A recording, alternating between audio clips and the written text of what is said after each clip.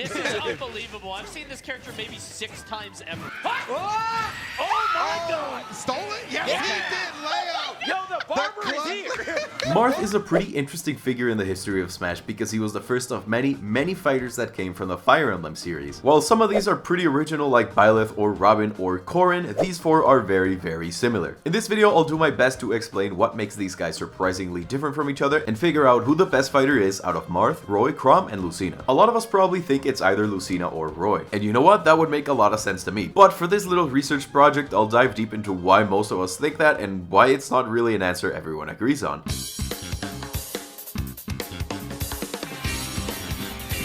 Marth and Roy were the original sorties first playable in Melee. While Sweet and Sour spots were new all over the Melee roster, these 2 were the only ones to have this mechanic implemented all over their moves and not just in certain attacks. Roy had his sweet spot in the hilt of his sword and his weak spot, more commonly referred to as the sour spot, on the tip. And Marth was the other way around. The tippers made Marth a huge threat in Melee, and not Roy because, well, I guess they aren't exactly the same apart from the sweet and sour spots, because apparently Marth's sword was longer, had less lag when using their down B the counter, and for some reason he was a little bit heavier. But in the end, what separated them the most was the fact that Marth's tippers were just better than Roy's hilt. There were some things Roy could do that Marth couldn't, sure, but in the end Marth's sword was just better overall, and so nobody had a real reason to pick Roy. This, I guess, was the game's way of starting to play around with the concept of Echo Fighters, a term introduced over in Ultimate, but in this case Marth was clearly way better than Roy, and so we all kinda just forgot about him. Sadly, our boy in red did not come back for Wii, but in the meantime Marth did, and his neutral B was replaced by the much more usable Shield Breaker.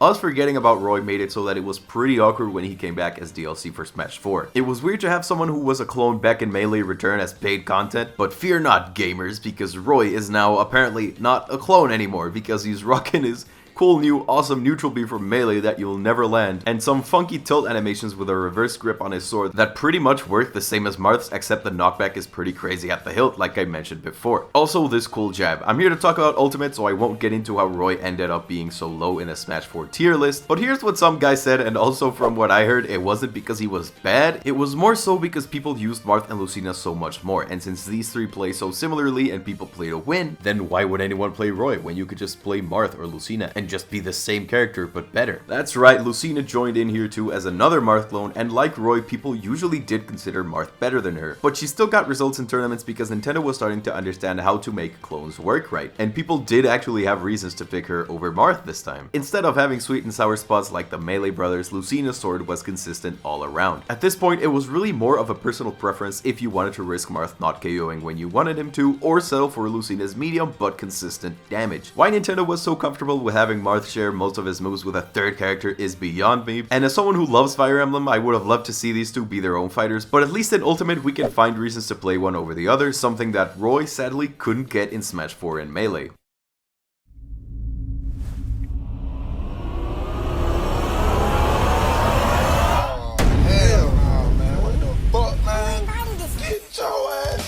When Ultimate came out, things didn't get any less weird. The game was announced and we were looking at 3 fighters who have very similar moves, Lucina being identical to Marth except for her sword properties, and Roy being just barely different enough to be declared his own fighter. Pretty much the only big change other than Roy's sweet and sour spots and neutral special was his jab, and that thankfully ended up being much better here than it was in Smash 4. It was an odd triangle, but that wasn't all, because there was a 4th character who would come into Ultimate and make the Marth triplets a family of 4. Hi. In the months leading up to Ultimate's release, Nintendo formally introduced the concept of Echo Fighters. Marth and Roy were officially declared separate characters completely, even though he was DLC before, but you know, just to keep track. Which means it was totally normal for Roy to be given an Echo Fighter. It's not like he's a clone. Lucina became Marth's Echo Fighter, at least officially, and Chrom joined in as Roy's. Oh god. Yeah, there it is. That was gross as hell. He behaves the same as Roy, except his up B is completely different, more similar to Ike's, and just like Lucina, his sword has no sweet or sour spots. It's consistent all over. So that's the family drama. Now you know why there are 4 characters that play so similarly. And because Ultimate is such a cool game, all 4 of these guys score high enough on the tier list, and we can all pick our favorite Marth sortie without any of them being at a clear disadvantage from each other. In theory, Marth and Lucina seem to play a more balanced look for an opening strategy, with short strings and combos. Sometimes you can get saucy and make those strings and combos longer, as you can with every character in Smash. But if you want the more aggressive up-in-your-face characters, then you'll probably favor Roy and Chrom. Still, these traits aren't mutually exclusive, and there's way more to them than these guys have cool combos and these guys don't. If you play Marth, you will always be thinking about spacing. There's no ignoring it. It will be your best friend and your worst enemy, but mostly your enemy. It doesn't matter how good you are at landing your tippers. In a real match with a real player, your opponent will know that you're doing your best to space your hits, and landing the clean tipper forward smash or F-tilt won't be so easy. Still, if you do, you'll be taking some really early stocks, so it's up to you. Do you want to take the risk? You can be mad about the Roy's fighting demons, you can be mad about the suicide Chroms, you can be mad about Ike Nair and up air, whatever. You can't be mad at a single Marth play because they earned it. Look at that interaction though. He just went ahead and started him up with those up.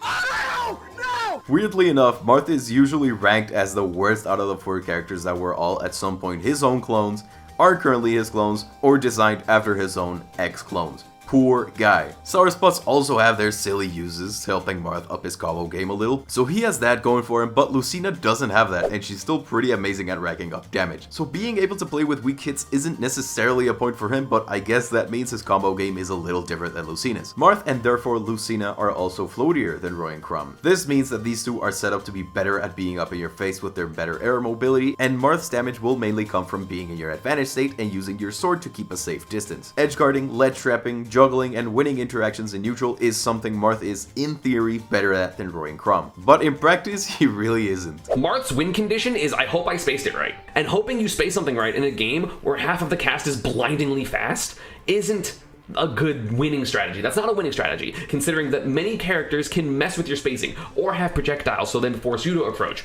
Or like there's so many inconsistencies that the game has that make Marth hard. If the game was slower, Marth would be better. After what I've said, you might think Marth is mostly a defensive fighter, but that's not it. I mean, those tippers are there for a reason. But playing with not so generous sweet spots makes it so you need to take your time a little and pay more attention to your position and your spacing. Something that, like Isam said, is really hard to pull off in a game that moves so quickly. Marth is stuck, desperately hoping for that lucky tipper kill, while Lucina, Roy, and Chrom can pretty much go crazy and swing their swords around without a care in the world. This is the Hero King?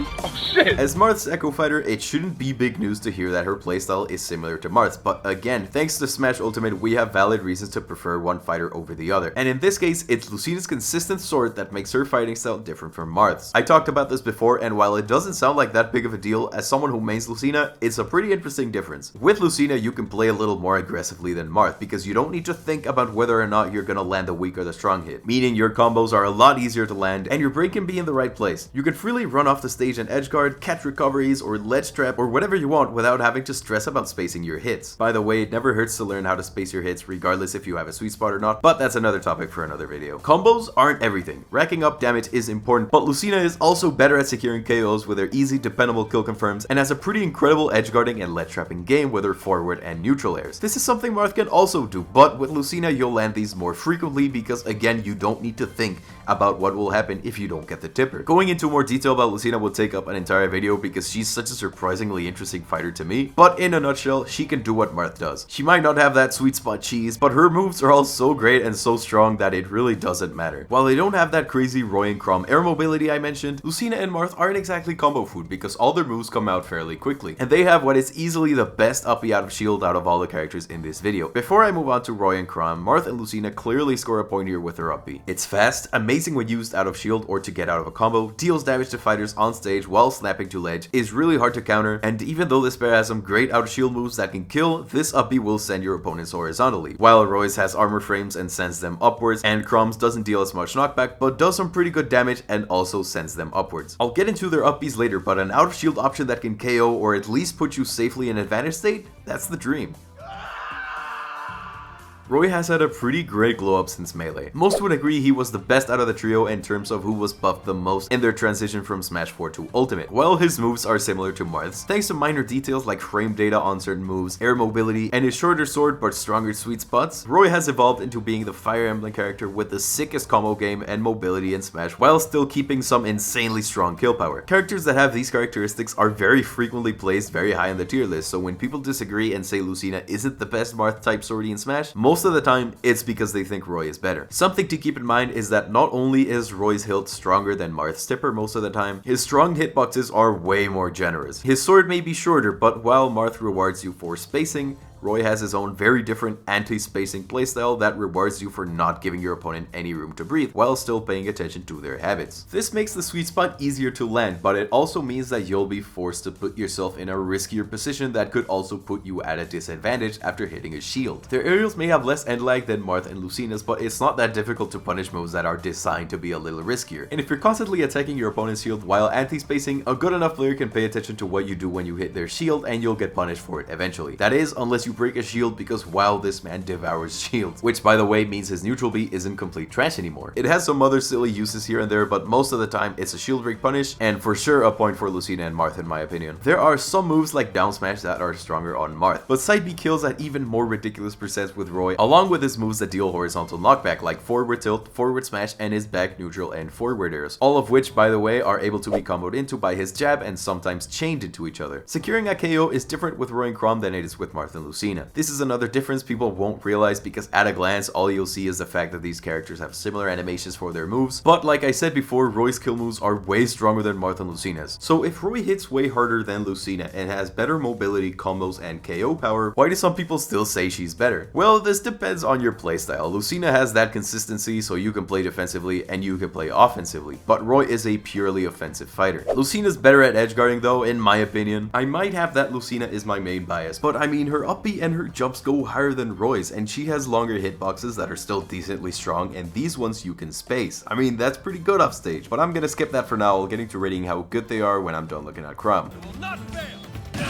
While the debate on who's the best mostly boils down to either Lucina or Roy, Chrom is mostly agreed on to be third. People like The Buzz, Isam, and MKLeo all think of him as a low high tier character, so let's get into why that is. Well, in a nutshell, Chrom has so many good things going for him, like Roy does, but his recovery messes him up. The up and down up Bs are alright on characters like Ike and Kirby because it's not their only recovery option. But with Chrom, your recovery is pretty much exclusively vertical, which makes him not the best at edgeguarding, insanely vulnerable to gimps, making this a huge flaw in an otherwise great character. I feel like Chrom gets edgeguarded equally as much, if not more, than Dr. Mario, and that's saying something. Chrom is a character who, in theory, if you play really well, he's broken. He's absolutely broken, but you get hit once out of your double jump. You can't double jump in neutral as this character, and that kind of throws off a lot of mix-ups because people know you're coming down, because if you double jump and you get hit, you're gonna die. You actually just die. But there are plenty of characters down here that can cheese out tournament wins against Chrom because Chrom's playing really well, and then he got back thrown and died. The reason he still ranks higher than Marth despite having the most exploitable recovery out of this list is because his strengths are so high that you can still get results with him despite his weaknesses. But like what happened with Smash 4 Roy, if you're playing to win and you have characters that are very similar but two of them are a little better, then why would people play Chrom if they can just play Roy or Lucina and not die after getting back thrown? He still has a phenomenal combo game just like Roy, but like Lucina, you don't need to worry about landing a hit with a sour spot. Sure, Roy's strong hitboxes are a lot more generous than Marth's, but it's always good to have that consistency, and while you could argue that Roy beats him out because of his kill power, there's no doubting that if Chrom's recovery wasn't so terrible, there'd be a real debate over which of the two is better. He might not have that sweet spot strength, but he is not at all weak. He still hits way harder than Lucina, consistently, has a combo game not identical to but just as strong as Roy's while not having the need to make his attacks extra unsafe. His aerials paired with his speed are a fantastic combination, but as someone who didn't really know all that much about Chrom's performance in Smash up until I started researching for this video, all I could really hear when people talk about him is that the only thing holding him back is his recovery, but he is still a viable character with a lot of strengths to somewhat balance that out. And well, these are my sons and daughter who would win in a fight. Look, take my info with a grain of salt, alright? I'm pretty great at researching and finding solid sources to back me up, but I'm not a pro, plus I have my Lucina bias, and I mean, in the end, this is just an opinion. No matter how informed I may be, you're free to disagree with me, and it's cool. Anyways, Marth sucks! Is there any advantage to this? No? Okay. It's sad really, but Marth is just not consistent enough. He can do some cool things, but at the end of the day, I think most people would agree that Lucina is better than him at pretty much everything, and all it took was a regular sword. I just remember his nipples being just like absurdly like long. I don't want to just repeat what I said a minute ago about Chrom being held back with his recovery, but yeah, Chrom's being held back by his recovery. If it was like Roy's, he'd be close to him in most people's tier lists, no doubt. I'm sorry to my fellow Lucina mains, alright? I know most of the trusted tier lists rank Roy as clearly better than Lucina, but here's where my bias comes in, because I think that difference is smaller than it looks like. Lucina is so amazing, and her weaknesses are really not important when your strengths are so strong. Lucina mains, rise up, we're better than Roy. You're dead! Yeah, Roy's the best. I don't know what else to say. I talked about it in what's probably like 6 minutes ago, but he's so good at everything. The risk-reward ratio for Roy is just so good. He's so amazing, easily a top-tier character for everyone whose opinion is worth listening to. His playstyle might not be as flexible as Lucina's, but it really doesn't matter. Like, okay, you can't play defensively, but why would you play defensively? You're Roy. And yeah, that's the video. I told you what the differences are between the most beloved and not at all controversial group of 4 fighters in Smash, and then I ranked them. That was fun, right?